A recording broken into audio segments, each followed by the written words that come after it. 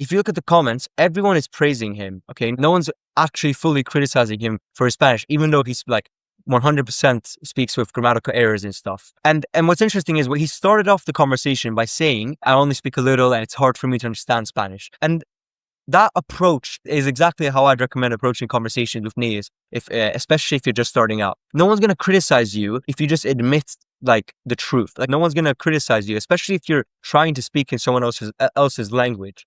Yeah, and this person and this person's even saying like the interviewer is using like hard words for the fact that it's like a celebrity who is trying to speak Spanish. And so you can see there, like even people are criticizing the interviewer for speaking at a higher level than the celebrity. And obviously because he's like a celebrity, he has status and stuff, people are going to be nice. But I guarantee you, like if you start off a conversation with a native and say like, hey, I don't speak very well, I'm not completely fluent, I'm just trying to practice, I guarantee you no one's going to criticize you. And a good thing you can take here is just speaking with a native and when practicing as a beginner, like admitting that, like, and just telling them like, hey, I don't speak very well, I want to practice, whatever. One of the best things you can do to avoid that embarrassment, because a lot of us are just like embarrassed to speak because we're scared of making mistakes. In reality, mistakes are required. So to make that as frictionless as possible, saying that to natives first is a great way to sort of ease that embarrassment, because it's not going to be embarrassing if you already said, hey, I'm learning Spanish, I'm not very good, I'm trying to practice. And so you can see like throughout the interview as well, he's